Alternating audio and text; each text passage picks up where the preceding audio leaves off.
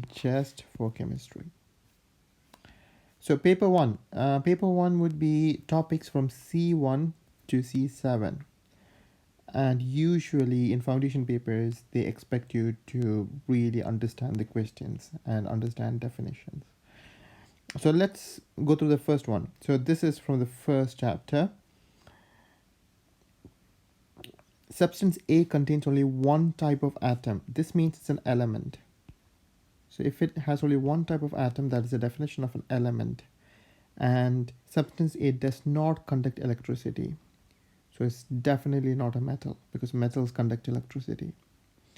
So this means not a metal. So one of the boxes will be definitely not this. So it is definitely this. Substance B contains two types of atoms. Two types of atoms. So it is a compound. Two types of atoms. The atoms are chemically combined together in fixed proportions. So it is compound. There you go. What is the name of the elements in group 0 of the periodic table? So group 0 is the group at the end, and it's called noble gases. So on the periodic table, if you have 1, 2, 3, 4, 5, and at the end 6, 7, and at the end you have 0 instead of 8. So that is our noble gases, and you need to know this. Group 1 is called alkali metals, and group 7 is called halogens, and group 8 is called noble gases, or group 8 or group 0 is called noble gases. All right. Which statement about the elements in group 0 is correct? So the thing about group 0 is that it's fully filled. So it is very non-reactive. So this is definitely not right. This is not right. The boiling points increase down the group. This is correct. So as you go down the group, the boiling points increase. This is true because the size of the atom increases. And this will be wrong. Neon is in group 0. What type of, again, this was also a noble gas. What type of particles are in a sample of neon? So neon is an element. So an element is made up of same type of atoms.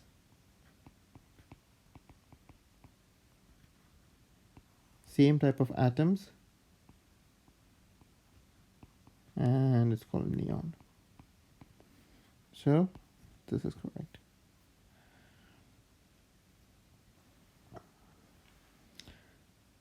So figure 1, this figure represents part of the structure of an oxide of a metal.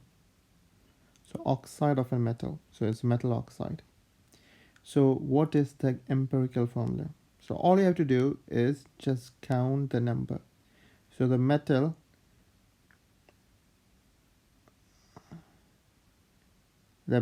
is X, and we have 1, 2, 3, 3 metals, and we have 1, 2, 6 oxygens. So for each metal, how many oxygens does it have? So 3 metals and oxygen, you have 6. All right. So for each metal, it is 2 oxygens. So 3 by 6, 3 to the 6. So for each metal, there is 6 oxygens. For each metal, there is 2 oxygens. So here will be 2. So remember, if it is 1, you don't write the 1 there. So there you go.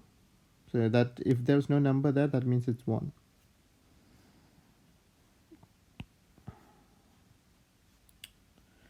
All right. Now, a nanoparticle of a metallic element is a cube. So this cube is a metallic element. The surface area of a cube is given by the equation. The equation is given here already.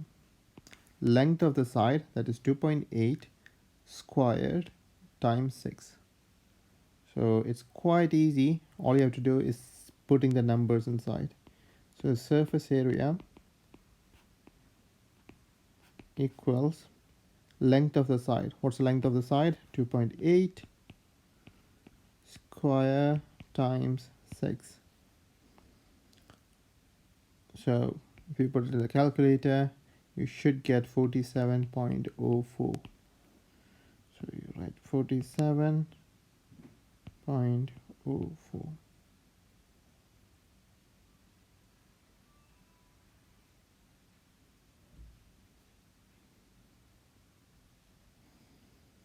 All right. The fine and coarse particles of metallic element are also cubes. The length of a fine particle cube is 10 times smaller than the length of a coarse particle cube. How does the surface area to volume ratio of the fine particle cube compare with that of coarse particle cube? All right. So the fine particle cube. So whenever you want to understand a question, you simply draw a diagram. That's fine. So draw it out. Fine particle cube. The length of a fine particle cube is 10 times smaller than the length of a coarse particle cube. So this is a fine particle, and a coarse particle is 10 times bigger.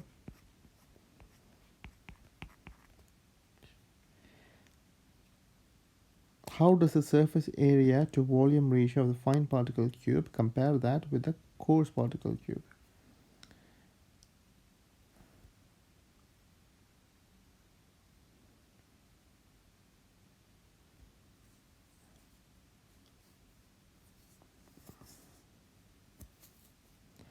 Now you have to remember that the smaller the cube, the larger the surface area. Okay, so if you have a smaller cube, it will be larger surface area. The surface area to volume ratio of the fine particle is 10 times greater. That's what it will be.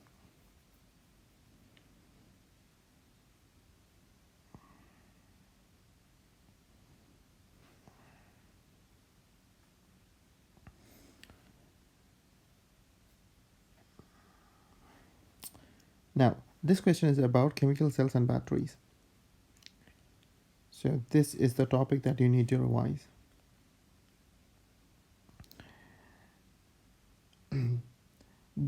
So here we have the table, and this question is basically understanding the table. Give one advantage of each type of battery. So zinc carbon, look at the cost. It is very cheap. Very cheap. Or cheapest. Alkaline. What is the advantage of alkaline battery? Look at the highest number here. Okay, so long lasting, because you don't have to replace it. We have to replace it only after 12 months. Yeah, so it's long lasting. Nickel metal hydride. What is the advantage of nickel metal hydride? It's very expensive. It's a rechargeable, so it's a rechargeable.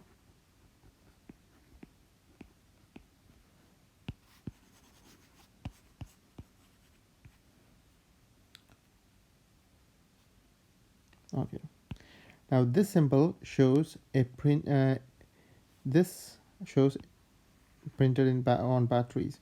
The symbol shows that the batteries should not be put in household waste. Suggest why batteries should not be put in household waste. Why do you think so? So if we can write that uh, toxic, harmful, corrosive. These are all acceptable answers. Yeah.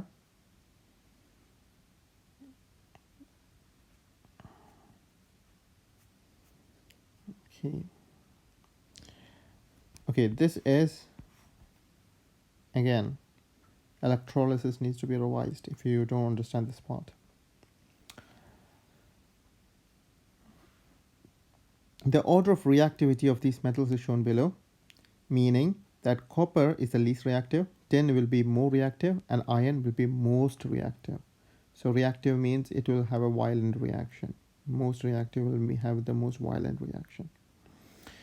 Which of the combination of metal electrodes would give the highest voltage in a chemical cell? Okay. So highest voltage, which combination will give? So if I combine the least and the most reactive, then I will have the highest voltage. So copper and iron is the right answer.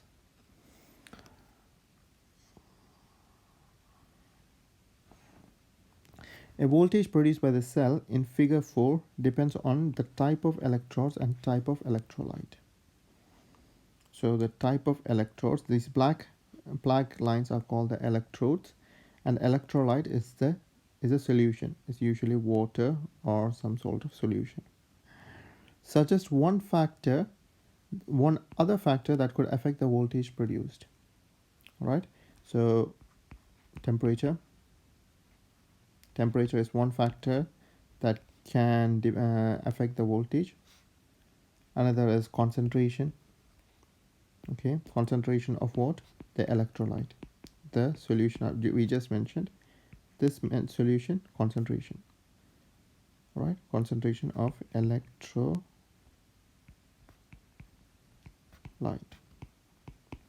So that will be acceptable. Now, water is produced in a hydrogen fuel cell. Complete the word equation to show the reaction that produces water in a hydrogen fuel cell. Okay. So what does creates water? So water is what? H2O. So hydrogen plus, what's this? Oxygen. Good. Oxygen gives you water. This is it. If you just write this, you'll get what? 2 marks. All right. This question is about group 1 elements. We just talked about what is group 1 elements called. We had a discussion about this. Alkali metals. These are group 1 elements. And group 0 elements will be noble gases. Good. And group 7 is halogens. All right. So number of electrons in sodium is 11. All right. The first shell can take 2. The second shell can take up to 8. And the third shell can also take up to 8. All right. It should be 2, 8, 8, 8, 8, and so on. But 2 plus 8 is 10. 10 plus 1 is 11. So that's all the electrons we have. So here the potassium would be 2. 2 plus 8, 10. I can put another 8, which will be what? 18. How many electrons left in potassium? 1 more. So 2 plus 8, 10. 10 plus 8, 18. 18 plus 1, 19. That's good. That's good.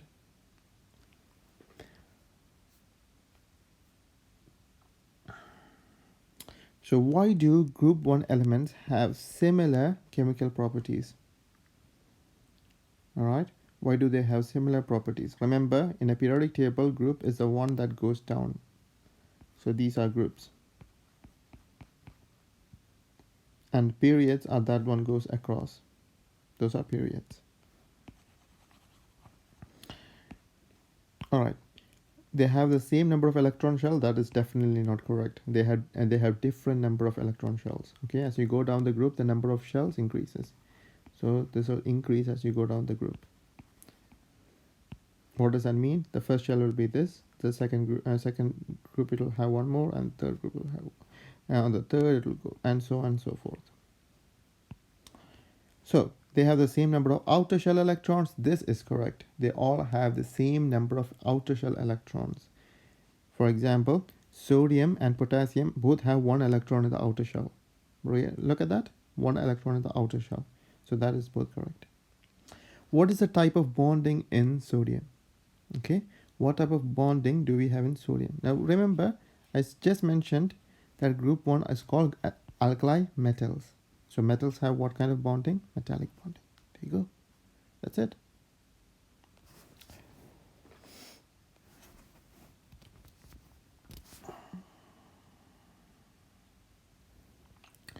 All right. Now let's go through this question. The table 3 shows observations made when lithium, potassium, and rubidium react with water. Alright, lithium with water bubbles slowly, floats, and moves slowly. What happens to sodium? Okay, now this is the observation that you need to write from the practicals.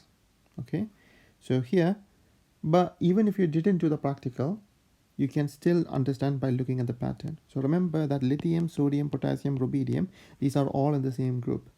And as you go down the group, it gets more and more reactive. Look at this. Bubbles very quickly, melts into a ball, floats, sinks, melts into a ball, explodes with a flame. It's getting more and more reactive. So what happens in this in sodium? Okay, if you write bubbles quickly, I will accept going down group 1. So how did the element reactivity change as you go down? The reactivity is increasing, right? It's becoming more reactive, isn't it? Because now it's exploding here. It's moving quickly from slower to quicker to explosions. So it's getting more and more reactive. So if you have any doubt, go and search on YouTube group 1 reaction with water, and you will see a video. So please go and check that out. So reactivity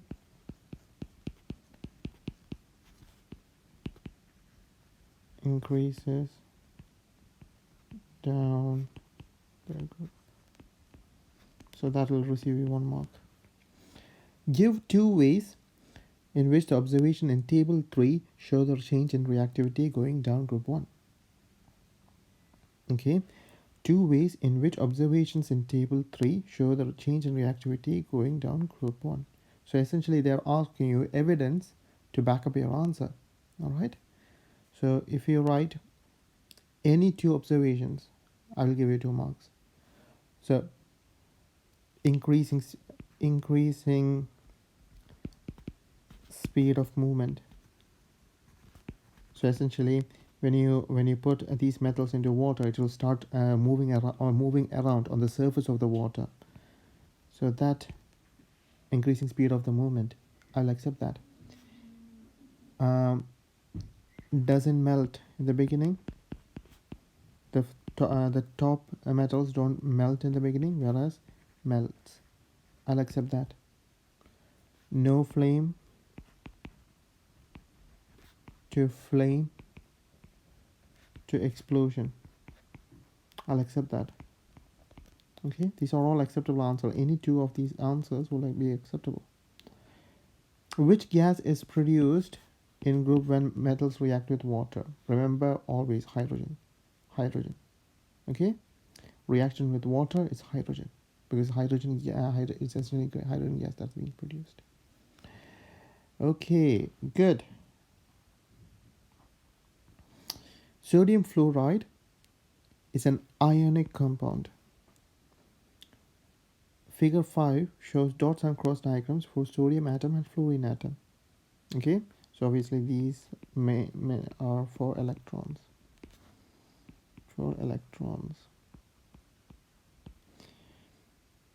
Complete figure 5 to show what happens when a sodium atom and fluorine atom react to produce sodium fluoride. So when we mix together, what do actually happen? All right. Complete the electronic structure. To get the full mark, you will have to complete the electronic structures of the sodium ion and fluoride ion. Give the charges on sodium ion and fluoride ion. Okay. All right. What does that mean? First of all, what are ions? Ions are things with one electron taken away or one electron added. So if I remove one electron, if I remove one negative person from the classroom, what will be the classroom? The classroom will be positive. So I'm going to remove one electron from here. So 1, 2, 3, 4, 5, 6, 7, 8. So I removed this electron. That's why that shell is not there. So if I remove one electron, this classroom will be positive. And I'm going to take that electron and put it here. So 1, 2, 3, 4, 5. And if I bring a negative person into the classroom, the whole classroom will be negative. All right. So just to make sure that this is from sodium itself, we can put. All right. Just to make sure that they understand this is from sodium itself. This electron came from sodium. Okay, it came from here.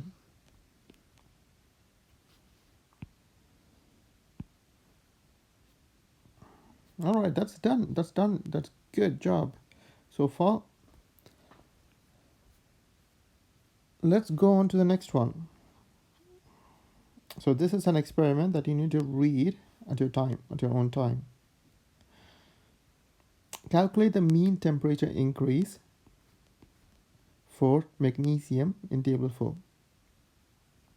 So this temperature increase with acids for each of these metals are 6, 7, 8, 5, 9. All right, the temperature increase, they calculated the mean and they put the mean over here. So they're asking you to calculate the mean of this. So always when they ask you to calculate mean, first of all, you need to check whether they're tricking you. Here, this is an anomalous result. Look for an anomalous result. What does that mean? What does anomalous result mean? Anomalous. What does that mean? This means a result that is a bit odd. For example, 54, that looks alright. 50, that looks alright. 55, that looks alright. But 37, that is too low. That is too low. So this looks wrong. This looks like the person who did trial 3 made a mistake. Right? That looks odd. So when you're calculating mean, you're going to add 54 plus 50 plus 55 divided by 3. 1, 2, 3. That's how you calculate the mean. So when you do that, you'll get the answer 53 degrees Celsius. And that's how you get 2 marks. Determine the order of reactivity for the metals cobalt, magnesium, and zinc, which is the most reactive and which is the least reactive. So look at the table again. So this is 7 degrees, 53 degrees. How did I get this? We calculated here. 53 degrees and 18 degrees. So do you think the temperature increase, which one has the highest temperature increase? Magnesium, that is right. So magnesium is the most reactive. And which one is after magnesium? Zinc. Good. Excellent. And the last one, cobalt. Good. So that's it. That's how we get the order.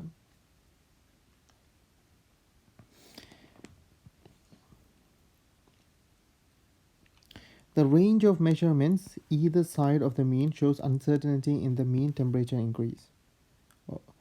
Complete the sentence. The mean temperature increase for zinc is 18 plus or minus what?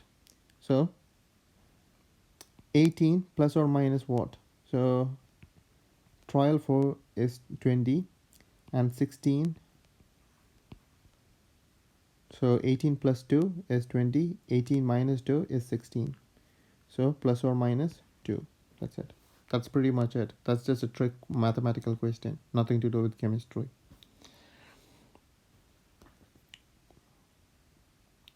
So what type of the variable is volume of hydrochloric acid in this investigation? Is it a control, independent, or dependent? So control is a thing that you keep the same. So control is the thing that you keep the same. And dependent, what is dependent? Dependent is the thing that you measure. All right. And independent variable is a variable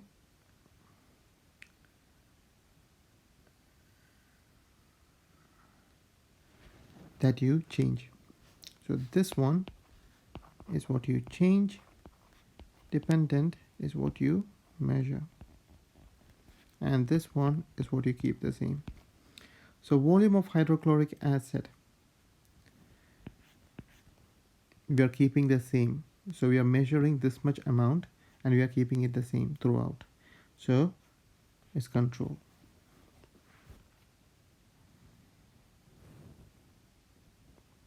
So suggest one way of improving step 3 in the method to give results which are more repeatable. So one way of improving step 3. Go back to step 3. What is step 3 asking you to do? Add 1 spatula of metal powder to the hydrochloric acid and stir. So how can I make this even better? How can I improve this step? All right.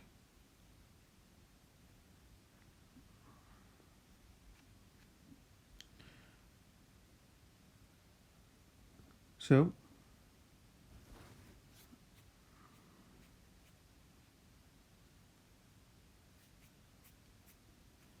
here it says 1 spatula. Here this method can be improved by saying use the same amount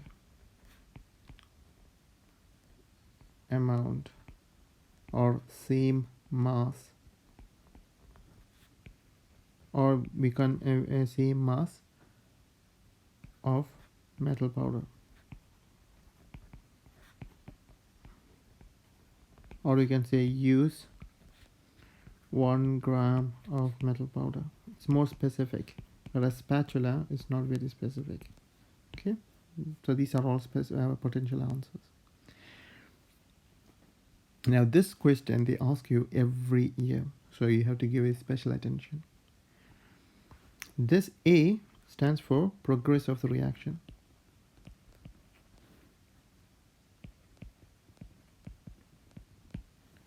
And B is activation energy.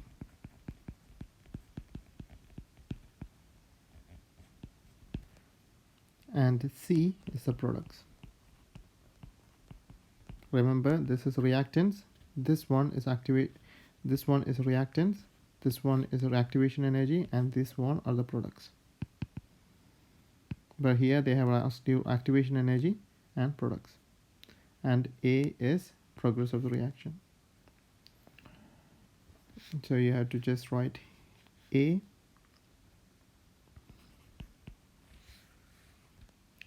B, and C.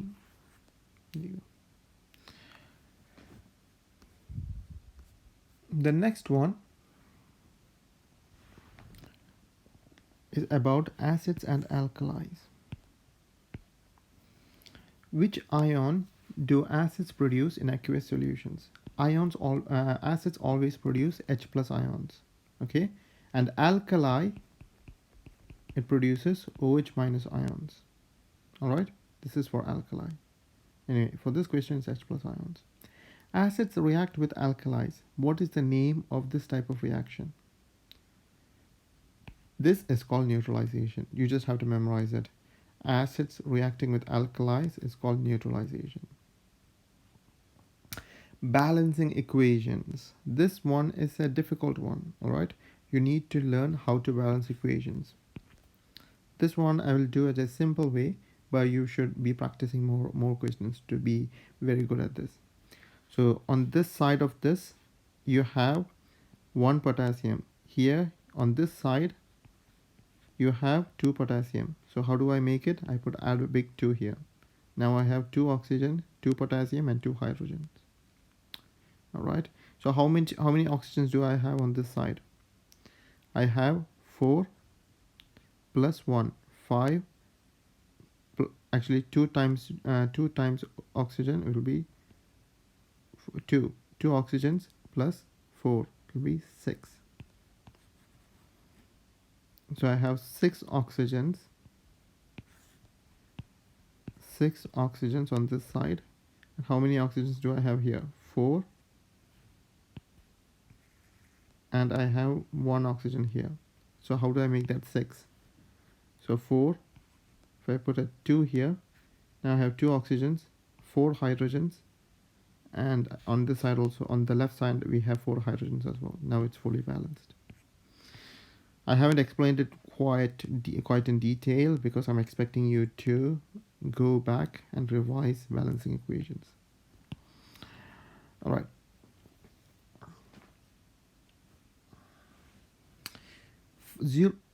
This is 5.4. Universal indicator turns purple in potassium hydroxide solution. What is the pH of the solution? So pH, if pH is red, it's 1. Okay, that is acidic. And if pH is purple, it's the pH 14, and this is alkali. So here it is, purple is 14 and it's alkali. And green will be pH 7, that's neutral. Okay, water is neutral.